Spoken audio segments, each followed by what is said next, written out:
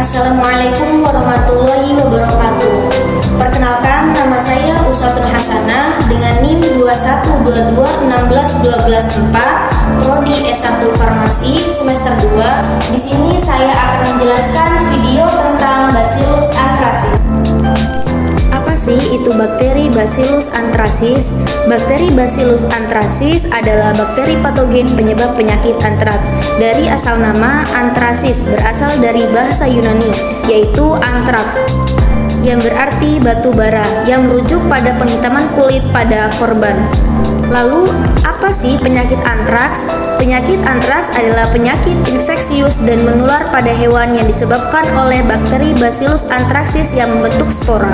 Morfologi koloni bakteri itu sendiri, yang pertama yaitu non-henolitik pada agar darah. Yang kedua, koloni besar berwarna putih keabu-abuan tidak beraturan. Yang ketiga, tepian koloni seperti putih telur kocok. Kemudian ciri-ciri bakteri Bacillus anthracis yaitu yang pertama merupakan bakteri gram positif dan bersifat aerob. Yang kedua tidak mempunyai alat gerak atau motil. Yang ketiga bersifat patogen.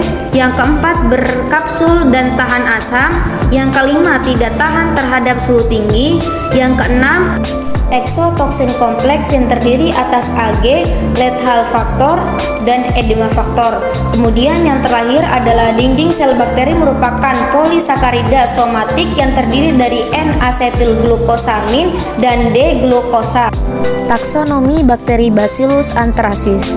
Kingdomnya Bacteria, filumnya Firmicutes, kelas Bacilli, ordo Bacillales, famili Bacilliaceae, genusnya Bacillus, spesiesnya Bacillus anthracis. Siklus hidup bakteri Bacillus anthracis. Siklus hidup bakteri Bacillus anthracis itu ada dua. Yang pertama fase vegetatif dan yang kedua fase spora. Fase vegetatif itu berbentuk panjang, panjangnya 1-8 mikrometer, lebarnya 1-1,5 mikrometer. Bakteri ini memenuhi darah dan menyerap oksigen dalam darah saat fase vegetatif. Spora bisa berubah menjadi bentuk vegetatif atau batang jika spora masuk ke inang yang memungkinkan. Yang kedua yaitu fase spora, berbentuk bulat seperti bola golf, ukuran sekitar 1-1,5 mikrometer. Bakteri dalam keadaan tidak aktif pada fase ini atau dorman. Fase ini tahan terhadap radiasi, panas, ionasi, tekanan tinggi, ultraviolet, dan sterilisasi dengan senyawa kimia. Patogenesis bakteri bisa pada hewan dan bisa juga pada manusia. Pada hewan, bakteri bisa masuk lewat mulut dan saluran cerna. Pada manusia, bakteri bisa masuk lewat membran mukosa atau antraks gastrointestinal, inhalasi ke paru-paru atau antraks pernafasan, kulit yang luka atau antraks kulit. Bakteri juga bisa masuk ke otak atau antraks otak atau meningitis. Habitat bakteri umumnya ditemukan di tanah, air, daun-daunan yang kemudian menjadi bibit penyakit pada hewan yang lalu bisa ditularkan ke manusia. Spora bakteri ini bisa bertahan selama 60 tahun di dalam tanah kering. Bakteri juga dapat ditemukan di tanah, bulu, kulit, wol, debu, dan tepung tulang. Mekanisme infeksi bakteri. Edematoksin adalah racun yang menyebabkan makrofag tidak dapat melakukan fagositosis pada bakteri. Lethal toksin adalah racun yang memaksa makrofag mensekresikan TNF-alfa dan interleukin 1 beta yang menyebabkan septic shock dan kematian. Racun ini juga bisa menyebabkan bocornya pembuluh darah. Gejala penyakit antraks. Antraks kulit. Yang pertama, terjadi pada permukaan lengan atau tangan, sering diikuti pada wajah dan leher. Yang kedua, timbulnya papul pruritik 1-7 hari setelah masuknya spora lewat luka. Pada awalnya, itu akan terlihat seperti gigitan serangga. Yang ketiga, papul berkembang dengan cepat menjadi vesikel, kemudian pastul, akhirnya menjadi ulkus nekrotik. Khas lesi berdiameter 1-3 cm dan memiliki eshar hitam di tengah. Yang keempat, timbul edema, limfangitis, limfadenopati, dan gejala sistematik.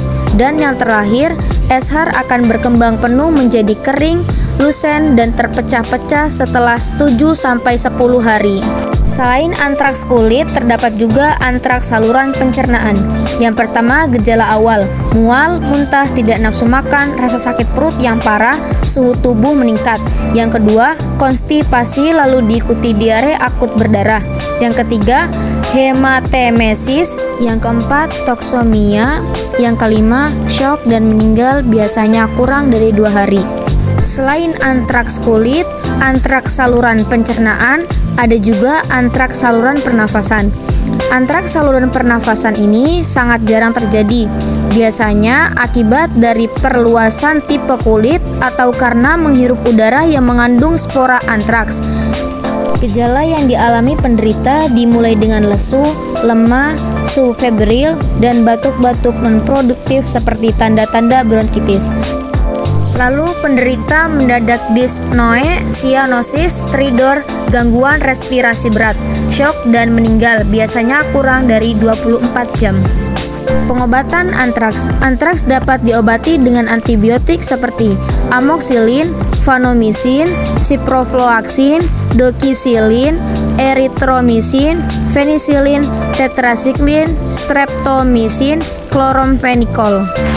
Cukup sekian video dari saya, kurang lebihnya mohon maaf. Wassalamualaikum warahmatullahi wabarakatuh.